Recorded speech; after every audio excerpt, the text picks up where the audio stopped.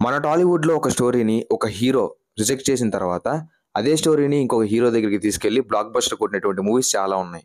So, అటువంటి block buster మూవీస్‌ని వదులుకున్నటువంటి ఆ హీరోలెవరు? ఆ మూవీస్ ఏంటో మాట్లాడుకునే ముందు ఛానెల్‌కి కొత్తగా వచ్చుంటే సబ్స్క్రైబ్ చేసుకొని, పక్కన ఉన్న బెల్ ఐకాన్ ఆల్‌లో పెట్టుకొని, ఈ వీడియో లైక్ చేసి కుదిరితే మీ ఫ్రెండ్స్ అండ్ ఫ్యామిలీకి కూడా షేర్ చేయండి.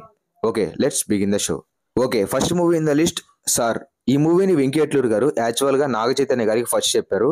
బట్ నాగ చైతన్య గారికి అదే టైంలో వేరే ప్రాజెక్ట్స్‌తో బిజీగా ఉండి ఈ మూవీని అయితే చేయలేకపోయారు. ఇంకా వెంకీ అట్లూరి గారికి ఏం చేయాలో తెలియక ధనుష్ గారి దగ్గరికి వెళ్ళడం, ధనుష్ గారికి కూడా కథ నచ్చడం, వెంటనే చేసి బ్లాక్ బస్టర్ కొట్టడం అలా జరిగిపోయింది. సో 'సార్' మూవీని ఫస్ట్ నాగ చైతన్య గారు రిజెక్ట్ చేశారు. అదే మూవీని ధనుష్ గారితో వెంకీ అట్లూరి గారు బ్లాక్ బస్టర్ కొట్టారు. Okay. Second movie in the list వచ్చేసి 'లక్కీ భాస్కర్'. ఈ మూవీ రీసెంట్ గానే వచ్చింది. ఇప్పటికి కూడా థియేటర్స్ లో సక్సెస్ఫుల్ గా ఆడుతూ ఉంది. ఎవరైనా చూడకపోతే వెళ్ళి చూడండి. మూవీ మాత్రం చాలా బాగుంది. ఈ మూవీని కూడా వెంకీ అట్లూరి గారు ఫస్ట్ డీక్యూ గారి కంటే ముందు నాని గారికి చెప్పారు. బట్ నాని గారు అప్కమింగ్ ప్రాజెక్ట్స్ లో బిజీగా ఉండి మూవీని అయితే చేయలేకపోయారు. బట్ ఇంకా వెంకీ అట్లూరి గారు మళ్ళీ డీక్యూ గారి దగ్గరికి వెళ్ళి డీక్యూ గారికి కథ చెప్పడం, ఆయనకి నచ్చడం, వెంటనే మూవీ షూటింగ్ చేయడం, మూవీ రిలీజ్ చేయడం, బ్లాక్ బస్టర్ కొట్టడం అలా జరిగిపోతూ వచ్చింది. బట్ ఈ కథని నాని గారు చేస్తుంటే బాగుండని నాకు కూడా అనిపించింది. ఎనీవే నాని గారు ఒక గోల్డెన్ ఆపర్చునిటీ మిస్ చేసుకున్నారు. Bad luck. Okay. Moving to the third one 'Vikramarkudu'. ఈ మూవీని రవితేజ గారి కంటే ముందు రాజమౌళి గారు పవన్ కళ్యాణ్ గారికి చెప్పారు. ఎందుకంటే పవన్ కళ్యాణ్ గారితో ఎప్పటి నుంచో మూవీ తీయాలని రాజేంద్ర ప్రసాద్ గారు అండ్ రాజమౌళి గారు అనుకుంటూ ఉన్నారు. సో అందుకోసం అనేసి ఆ స్టోరీని పవన్ కళ్యాణ్ గారికి చెప్పారు. బట్ పవన్ కళ్యాణ్ గారికి అదే టైంలో కుదరక ఆ స్టోరీ చేయలేకపోయారు. అదే స్టోరీతో రాజమౌళి గారు రవితేజ గారితో బ్లాక్ బస్టర్ తీశారు.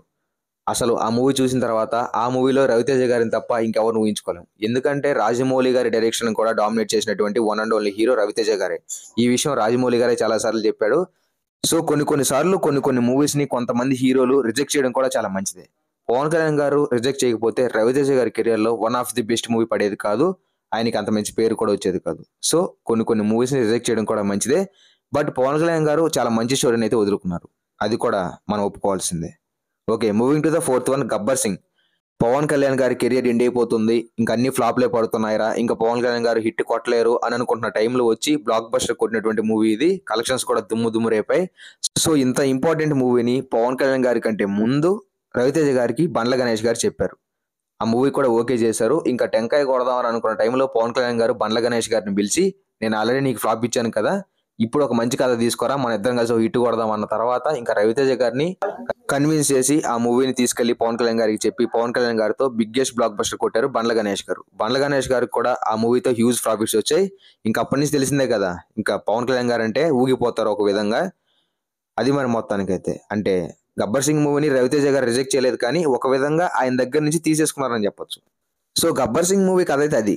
Okay. Moving to the next one 'Pataas'. Same ఇది కూడా 'గబ్బర్ సింగ్' మాదిరే అనమాట. ఇంకా కళ్యాణ్ రామ్ గారి కథ అయిపోయిందిరా, వరుసగా 3 ఫ్లాపులు పడ్డాయి, ఇంకా కళ్యాణ్ రామ్ గారు హిట్ కొట్టడం చాలా అంటే చాలా కష్టం అని అనుకుంటున్న టైంలో ఒక కొత్త డైరెక్టర్తో వచ్చి బ్లాక్ బస్టర్ కొట్టినటువంటి మూవీ ఇది. సో ఈ మూవీ కళ్యాణ్ రామ్ గారి కంటే ముందు అనిల్ రావుపూడి గారు వచ్చేసి రవితేజ గారికి చెప్పారు. బట్ రవితేజ గారు అదే టైంలో సేమ్ అటువంటి కైండ్ ఆఫ్ స్టోరీయే వేరే వాళ్ళ దగ్గర వినడం, ఆ మూవీని ఆయన ఓకే చేసి రిజెక్ట్ చేయడం కూడా జరిగింది. సో అనిల్ రావుపూడి గారికి నో చెప్పారు ఆ మూవీతో.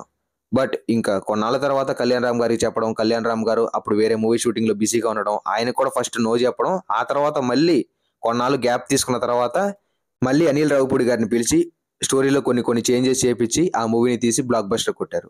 సో 'పటాస్' మూవీని కళ్యాణ్ రామ్ గారి కంటే ముందు రవితేజ గారికి చెప్పడం, రవితేజ గారు రిజెక్ట్ చేశారు. సో రవితేజ గారు అనదర్ టైం మళ్ళీ ఒక మంచి మూవీని అయితే మిస్ చేసుకున్నారు. Okay. Moving to the next one 'darling'. ఈ మూవీని ఇష్టపడని వాళ్ళు ఎవరు ఉండరు. ఎందుకంటే ప్రభాస్ గారి కెరియర్ లో one of the most loved movie. నాకైతే చాలా అంటే చాలా ఇష్టం. మీకు కూడా ఇష్టమే ఉండొచ్చు. ఈ మూవీని ప్రభాస్ గారి కంటే ముందు పవన్ కళ్యాణ్ గారికి డైరెక్టర్ వెళ్ళి చెప్పాడు. బట్ పవన్ కళ్యాణ్ గారు ఆ స్టోరీని అప్పుడు చేయలేకపోయాడు. ఎందుకంటే అప్పుడు వేరే మూవీస్ తో బిజీగా ఉండడం వల్ల ఆ మూవీని అయితే చేయలేకపోయాడు. బట్ అదే స్టోరీని మళ్ళీ డైరెక్టర్ ప్రభాస్ గారితో మంచి బ్లాక్ బస్టర్ కొట్టారు. సో పవన్ కళ్యాణ్ గారు అనదర్ టైం మరో మంచి మూవీని అయితే మిస్ చేసుకున్నారు. సర్లేండి, పవన్ కళ్యాణ్ గారు రిజెక్ట్ చేశారు కాబట్టి మనం ప్రభాస్ గారిని అటువంటి క్యారెక్టర్లు అయితే చూడగలిగాం, చాలా ఎంజాయ్ చేయగలిగాం. నాకైతే 'డార్లింగ్' మూవీ చాలా అంటే చాలా ఇష్టం. మరి మీకు కూడా ఇష్టం ఉంటే కింద కామెంట్ చేయండి. ప్రెసెంట్ అయితే ఈ మూవీస్ ఆపేద్దాం. ఇంకా నెక్స్ట్ కావాలంటే దీనికి మంచి రెస్పాన్స్ వస్తే ఇంకొక పార్ట్ అయితే చేస్తాను. అంతటి వరకు thanks for watching. Have a nice day.